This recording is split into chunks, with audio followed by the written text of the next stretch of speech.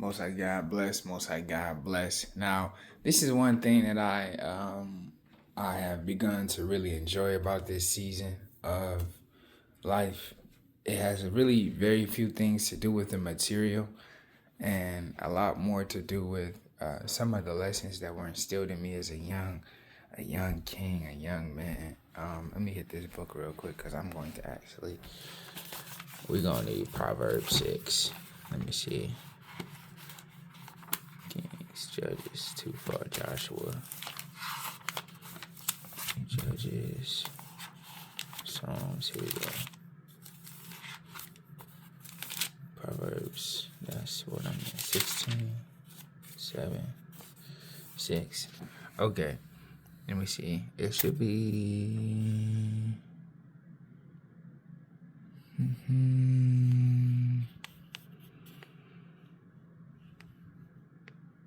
Here we go. Proverbs 6 and 26. For by means of a whorish woman, a man is brought to a piece of bread, and the adulteress will hunt for the precious life. We're going to just stick with this one. For by means of a whorish woman, a man is brought to a piece of bread, and the adulteress will hunt for the precious life. I got to shout out my brother again. Shout out my brother Chin. When I was a young brother, I'm still young, much younger. we were doing, I can't even remember what we were doing. I think it was just one of those events where he was picking us up to kick it with us. I think we ended up getting Little Caesars, and I don't know what prompted this conversation, but I remember him saying this.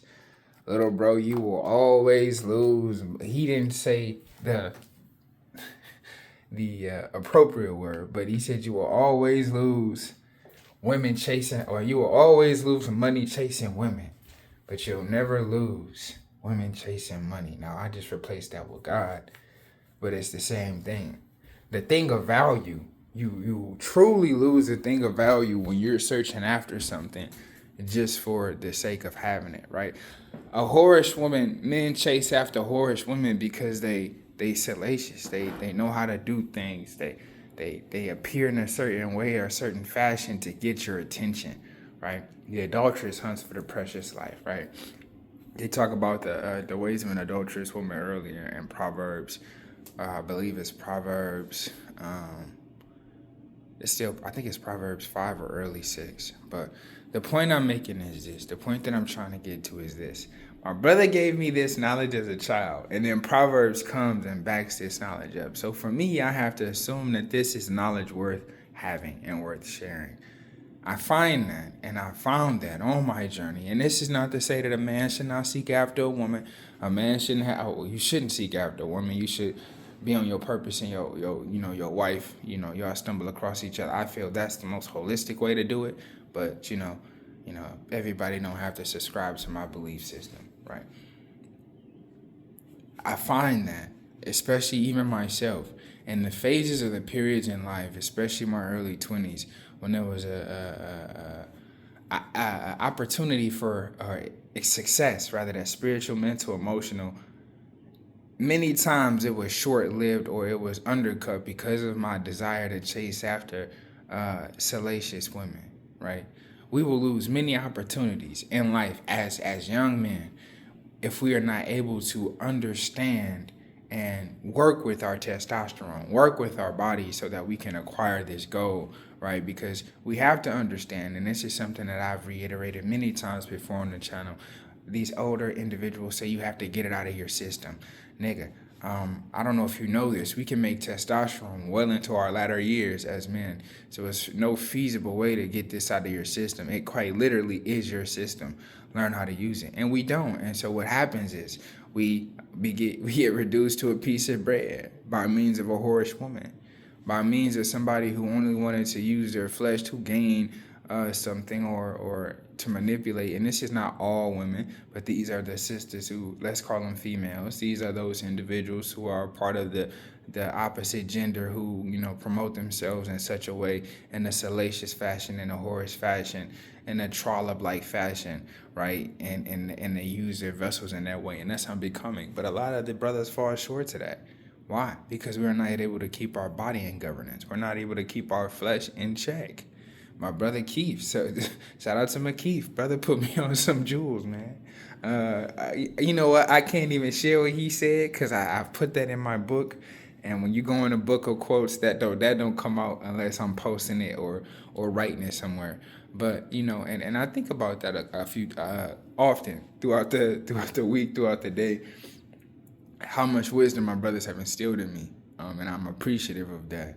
My brother Malinwa as well, big jewels he's dropped on me. My brother Vincent, big jewels. My sister, but again, back to point of this message, as a man, right, as a young man especially, if you are trying to obtain anything worth value, right, and this is a shout out to my father Kamal, son, this is what he said. He said, son, anything in life worth having is going to require sacrifice, right?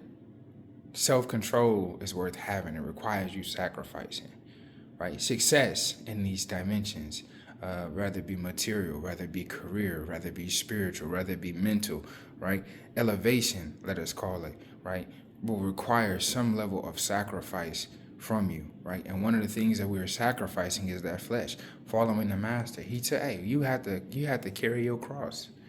You have to carry your own burdens, but you bring that burden to him. But that's still a sacrifice. When you're stepping into this life, you have to sacrifice your old ways. You have to sacrifice that old wineskin for the new wineskin, that old wine for the new wine. It's likewise with what my brother was saying.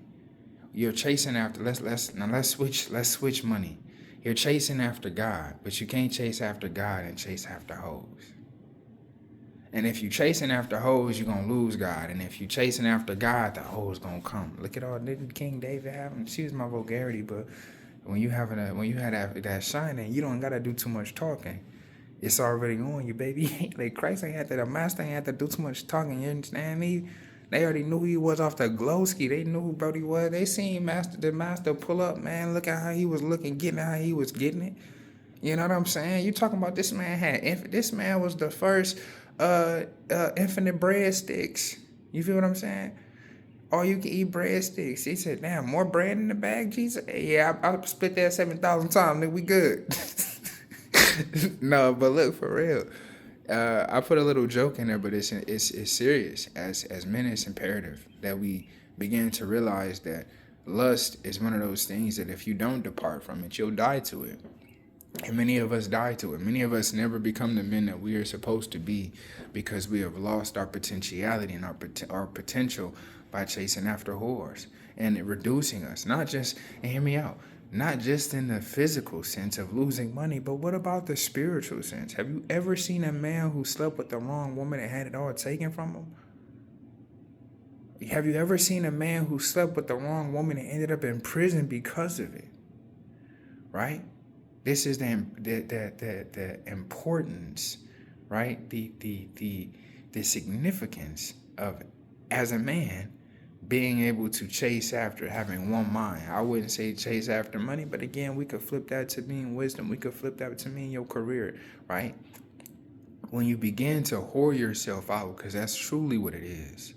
When you're lusting after females who are salacious, you yourself are becoming a salacious individual. Is this not so?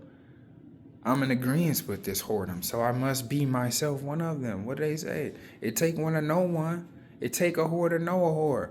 And we think that's a good flex. It's not. It's unbecoming, because what is God? Hey, God don't find that too attractive, because what did he do to King David? King David slept with a man's wife, and you know what I'm saying? What did he do to a hole in the holabah?